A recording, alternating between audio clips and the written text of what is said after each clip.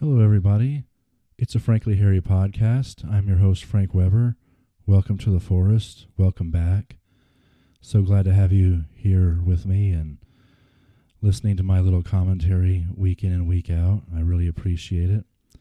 This week, I kind of want to continue a theme from last week, talking about art imitating life and prophetic individuals or shows or movies. Last week we talked about how some of George Carlin's bits were prophetic in terms of life in the world today. Today I wanted to talk about what has been something of a favorite movie of mine over the years, more than 30 years old now, called Demolition Man, which has a lot of prophetic or predictive items in it. I'm not really intending for this to be any kind of movie review. I am going to try to give you a little bit of a background on that movie, but I'm just going to hit some high points and some things that I've seen in the film. It was very predictive over the years for as far as dictatorships and government overreach, and then it achieved some new meaning as well during the COVID-19 pandemic. So I just wanted to hit the high points because this is, after all, a fairly short podcast, week in and week out. And so we'll go ahead and do that right now.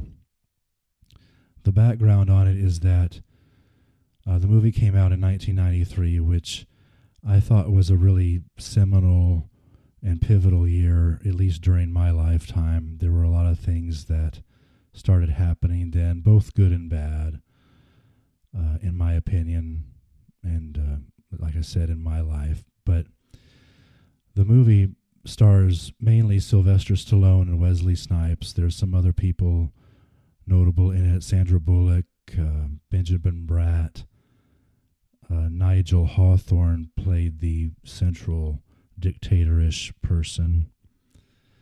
Rob Schneider even had a cameo appearance, and this movie is primarily science fiction and action, a fair amount of violence, but it's also comedic, a lot of satire involved in it, which is what really appeals to me.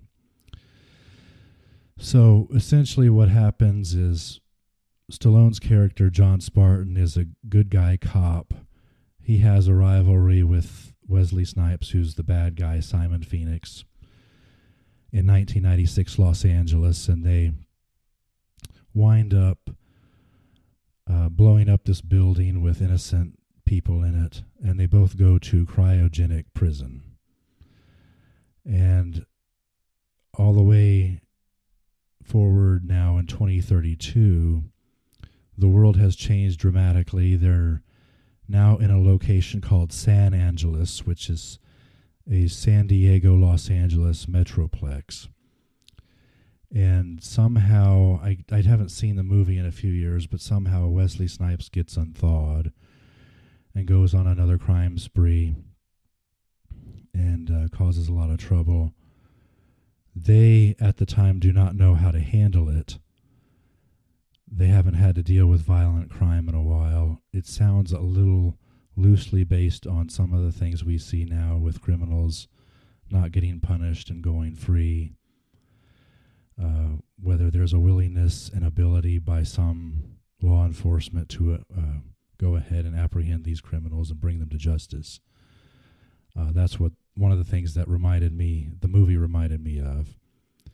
But it was suggested, of course, that John Spartan, who's right there in the same facility, be unthawed to go and get Simon Phoenix, and that's the main plot. But there's other plots and subplots. I just told you about crime in general. They did not know how to deal with violent crime. One thing that really stood out to me, there's a big sterilization that goes on in that society, both in terms of speech and music. You have Sylvester Stallone's character continually being fined for swearing and saying shit or goddamn, or whatever the hell he was saying in the movie. Probably said the F word too. There's also, of course, the same thing with music. You hear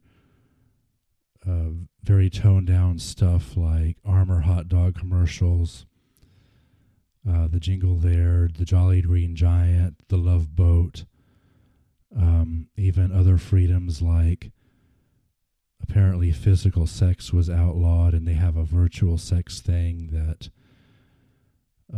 John Spartan and Sandra Bullock's character sort of engaged in, although Spartan, of course, hated it. And a lot of the people there were very sanitized and thought that Stallone's character was a buffoon. You know, stuff like that. Very sanitized, very politically correct environment. You also had the thing about Taco Bell winning the restaurant wars, which is about consolidation of industry, where they had presumably bought up all the competition or forced out of business the other competition, and they had a monopoly. That's a lot like what's happening today in corporate America. You get bigger and larger corporations, very less personal, a lot of less competition, as it turns out, in business, and you wind up also getting higher prices. That was one of the funnier parts when the popish-looking leader, and you can jump to whatever conclusion you want to about that, played by Nigel Hawthorne, invited Spartan to the for dinner and dancing at Taco Bell.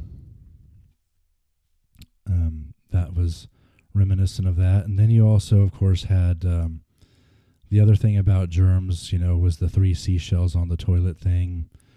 I never really heard a great explanation of how that works instead of toilet paper, but it was so funny to hear John Spartan be annoyed by the fact that there's no toilet paper, and apparently there's also no handshaking in the future as well. But then I remember he did remember one guy on the force who suggested that Spartan should be on this case. So, and then there was also this great underground group of people led by Dennis Leary who were just looking for freedom and wanted to have the right amount of freedom and the right amount of justice, and they were not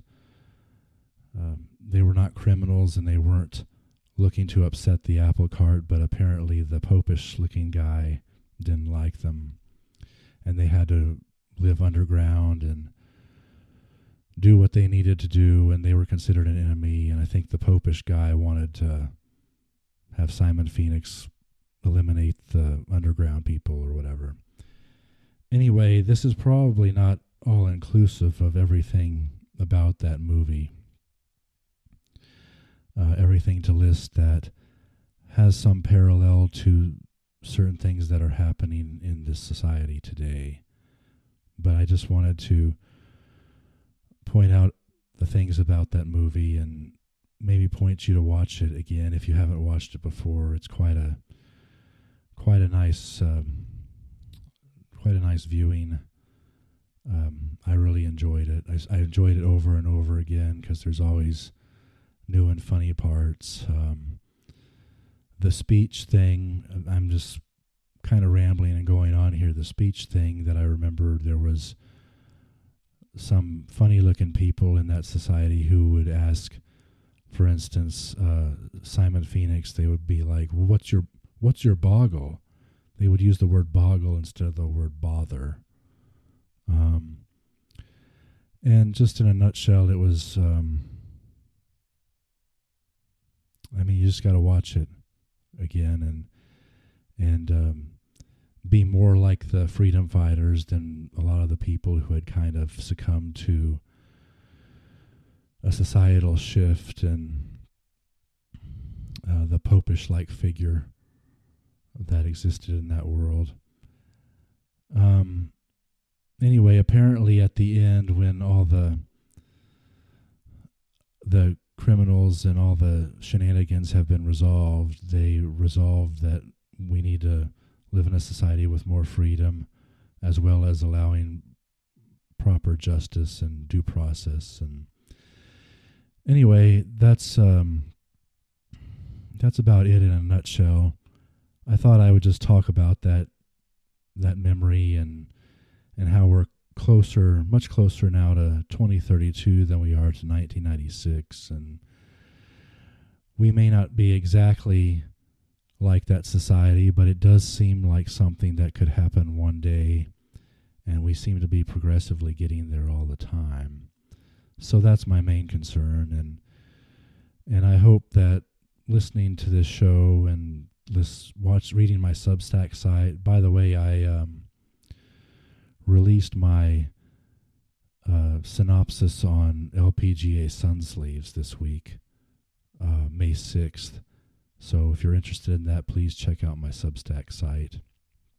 I think it's kind of good and comedic, and really enjoyed writing it. It took a while to write it, but I want to promote that as well as this show. Try to be funny or talk about funny things and talk about the issues that really matter to us. Next time we won't talk about prophecy or things that are predictive or anything like that again.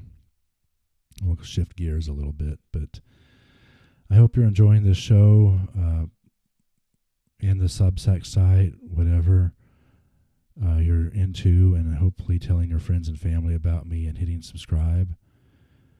That's about it for this week's edition of It's a Frankly Hairy Podcast.